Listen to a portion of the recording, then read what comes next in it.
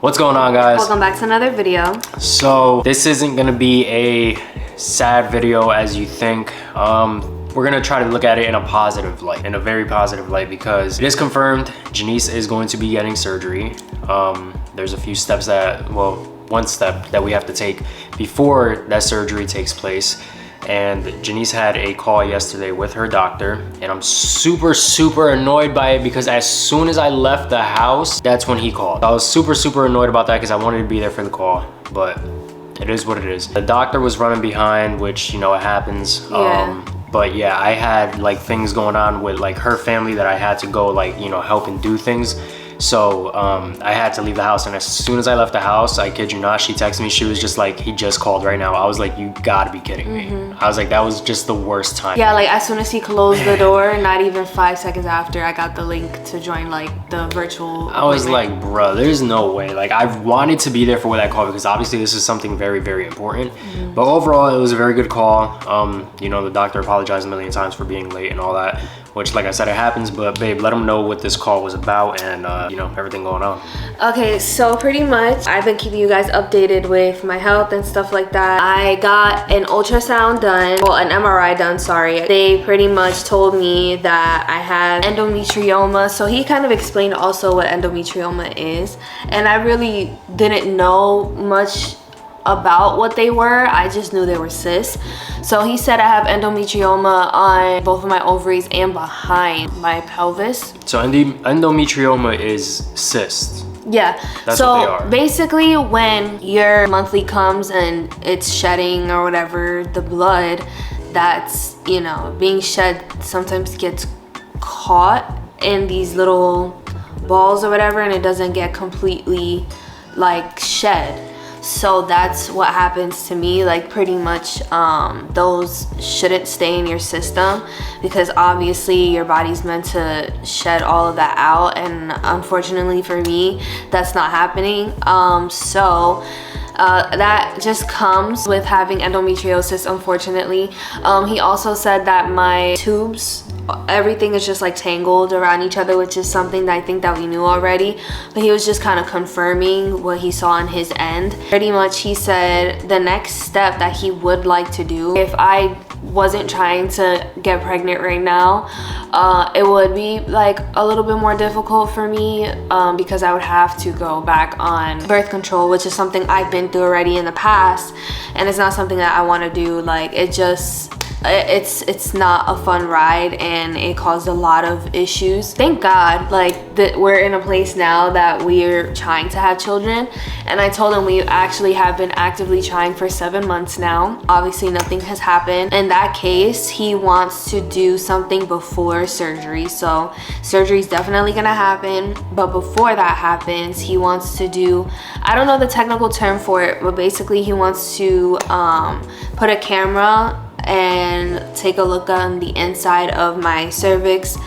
and to see if there are any blockages on the inside or any polyps, because he said if I were trying to get pregnant, he wants to make sure that it's 100% have that happen. He wants to make sure, I don't know the right word to use, but I guess I'll use swimmers. No, not yet. I wasn't saying that part. Oh, okay. So all right. So yeah, we'll call them my swimmers. Yeah. He wants to make sure that there's nothing blocking the swimmers from getting to the egg. If there are, he wants to take care of that in surgery, but it's not something that he can see because the surgery is robotic surgery on the exterior, but that's more so on the interior. That's your like uterine lining and all that, right?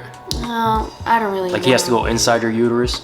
Yeah, so yeah, we'll put it like that. He has to go inside the uterus, and you can't do that with, I guess, surgery? The robotic surgery you can, but like a regular surgery that I would be getting done would be focusing on like the exterior stuff, like moving things around, getting all the cysts out. But this is not something that, you know, he would have done if, you know, basically just being like very precautious. Yeah, so he's like, you know, if we're gonna clean up the outside, might as well just check the inside as well. And if I have to go inside while we're doing the outside surgery, then we'll go inside. And, you know, he's basically cleaning up everything inside out, which is very good because he said he wants to, from what she told me, basically make our chances of getting pregnant super high. And, you know, I really appreciate that. I feel like it's something that it should be done no matter what. You know what I mean? Like it's very good to just check everything. Oh, he also said that he's going to get a biopsy, like Isaiah said. So I'm a little scared for that, I'm not gonna lie, because he said that it can be like crampy is the word that he used, but I don't know. I feel like even PAPs for endo, like people with endo, is like painful, so I'm just like, well, let's tell them why you're getting the biopsy, because when people hear biopsy, they automatically think of like the C word. And you know, he basically said that's just going to be to determine any like abnormal cells inside her uterus, like so he can detect any, if she has any polyps or like blockages and stuff like that. So as soon as you told me about the biopsy thing, I started Googling things and I started doing mad research. I'm not even gonna lie, because you hear biopsy and you're like, why is he doing a biopsy? I didn't know that you could determine blockages through a biopsy. But when it comes to endometrioma or endometriosis, you can do that. And you can actually find, you know, blockages through polyps and, you know, abnormal cells or whatever. So yeah, I went ahead and did a bunch of research on that as soon as you told me that, because I was like, why is he doing a biopsy? I like that he's working from the inside out, and he's gonna clean everything up down there and basically make our chances as good as they can be. Right now I'm just doing whatever I can to keep the inflammation down. Definitely once I get the surgery, all my inflammation, well, not all of it, but hopefully majority of it will go down, and I'm just like looking forward to that. I think I kind of just want to get it over with, because I just want to be healed so I can have my babies. Yeah, I want to get it over with too, because one, it's like, you know, it's constantly in the back of your head, like we have to do that. But then two, I'm like kind of eager for you to get it, because last time you had this surgery, you felt really good afterwards. Oh, it was the best I've ever felt in my life. Yeah, like, so like I'm eager for that to happen so you can feel good and all that. So vulnerability moment, I told Isaiah this, but it's like I've been chasing that feeling for years now, and I just feel like with all the medications and all the stuff that I've been through, like I feel like my health is like declined, and it's just hard because nobody really knows on the exterior what I'm going through, but like internally it's just a lot to deal with. And I really do feel for everyone who has like chronic illness or like endometriosis, because it's just so hard for others to understand. And you know, sometimes people don't believe you when you say you're feeling this or that. Happy to be like understood and seen, and I really just can't wait to feel better. Just like a long road, but like it is what it is, as long as I get to where I want to be.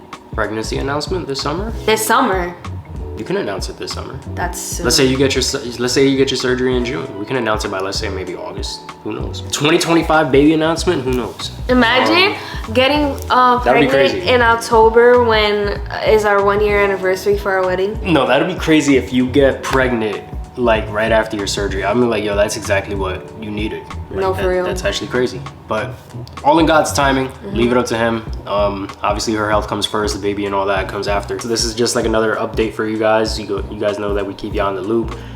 So she had that doctor's appointment. We wanted to let y'all know what happened and what's going on. We have one step before the surgery, which is that biopsy, and then after that, we'll get the date for the surgery and get things moving along. That is it for today's video. We hope you guys enjoyed it. Drop down below your comments, opinions on anything you guys might want to share. And with all that being said, we'll see you on the next video.